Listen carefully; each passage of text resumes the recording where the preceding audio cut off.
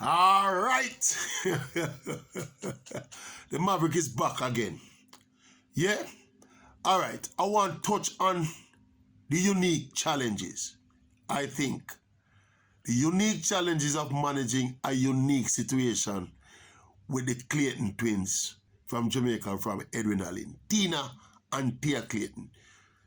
Two supremely talented, identical twins. You can't tell them different. I don't know people tell them different. I feel say any day the two of them can just decide and tell the other one, say, you know, say me I gonna be Tia today and you're gonna be Tina today, and switch it the other day. I don't think them parents could have known them different. That is how identical they are. But they are supremely talented. Everybody in the Jamaican track and field fraternity know about the Clayton twins. Everybody in the world is supposed to know about them. Tina, the world under-20 champion, the under-20 world champion over the 100 meters. She run 11:09 already, you know. Her sister Tia, probably not as impressive in terms of time. Her PB is 11:29 over the 100, and of course, I think 23:44 over the 200. See? As I said, the two of them are identical twins, and just looking at them from a distance, and based on what I've been told, they're pretty close.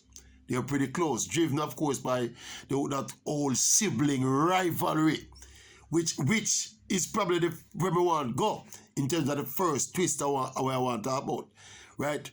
How we going to manage these two sisters going forward, right? Now that they are so close, right? They are so close together. They are 17 years old now. You don't see one without the other. But I said, I am foreseeing a challenge with these two girls going forward in terms of managing them and maximizing them potential. They feed off each other, them live each other disappointment, them enjoy each other's successes. When you look at the closeness of them, I am saying, how we are going to manage them going on transitioning into the seniors? We don't know which one of them will excel at the end. Right now, the signs are looking towards Tina being the most outstanding one. But they just concluded character trials. Tia, upstage, our more illustrious sister, win the 100 meters.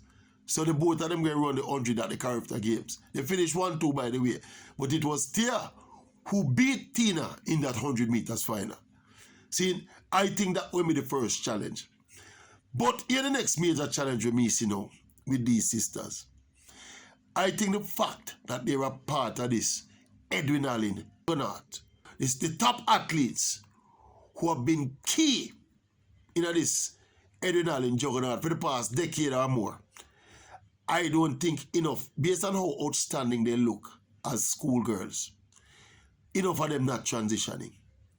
What happened is that they have already gotten into the groove of the champs winning culture at Edwin Allen. Emotionally and psychologically, that's what their main motivation has been to this point. I think in terms of getting that transition done, you see that emotional and psychological wear and tear. I heard one prominent coach tell me one time, so when athletes at 14 and 15 and 16 achieve whatever you put in front of them, they do whatever you require them to do at that age, and they achieve it, you're going to have problems in remotivating them now when they get to the next level, to remotivate them, to get them to dig deep, to dig as deep as they dug to get where they got to at that tender age, In other words, when they achieve everything at 15 and 16, see, they want everything you ask them to compete for, them win it. It's a major task now to get them now psychologically motivated again, for put in the level of work there again, for take the thing to the next level now. See, on the contrary, when you have an athlete who has not achieved everything at a young age, they are still exploring their potential. They are still easily motivated. When you win everything at 14 and 15, you feel like you've achieved it all, You've achieved your potential, You've done all that was asked of you. See? So there are not a lot of questions left for you to answer. I think the Clayton twins, and mark you, I am not criticizing what Coach Michael Dyke and the Edwin Allen fraternity doing down there, right? Especially with that girls program. We see the boys program start come to the fore now. But without being critical of it, it is what it is. Coach Dyke is doing what he's doing his thing. He's unearthing a lot of exquisite talent coming out of that adrenaline camp, you know. But if you look at the transition rate, see, and the young super talents that come out of adrenaline for the past decade, see, look how low the transition rate is for the real outstanding ones. See, and when I look at the Clayton sisters, I see super talent. Super talent. But will we be able to get them back to that level of focus there? If you keep the dynamics of their closeness constant so that they remain motivated to run with and against each other. See, I think we have to try to keep that going as long as possible, you know. God forbid, one of them might have to go abroad and leave the other one. One might have to go to college. One might choose to go pro the next one. Whatever the dynamics might turn out to be. But I think it's going to be challenging because it's a situation that we haven't had before at this level. See? Identical twins, close. See? And then now they're competing in an individual event. It's not like them on the same basketball team, you know.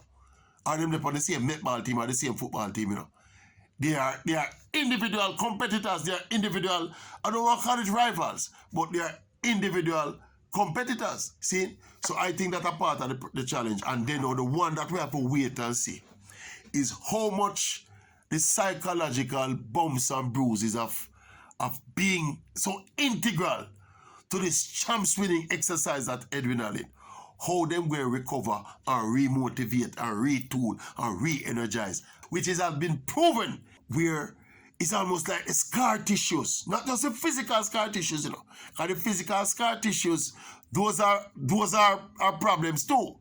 But we are talking about the mental and psychological scar tissues of getting into that groove, of training and peaking and competing at champs every year and lifting that champs trophy and celebrating with your friends and family and feel like, yes, we've done it all. See, how you going to break them out of that cycle now? If you go put in now the real hard yards now, for thrive, for senior success, where they're going to make the real money and make the real career and build a real legacy. It's not an easy task.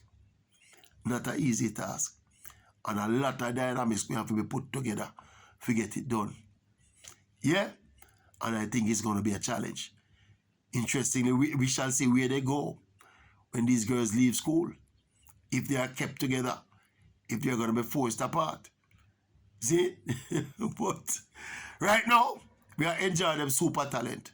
And they are part of a cadre of female, I call them the platinum generation on the rise. We just hope and pray that more of them transition than the recent history suggests. Boom bang, Operation Clayton Twins. Oral Tracy Maverick with the best and most credible opinion on all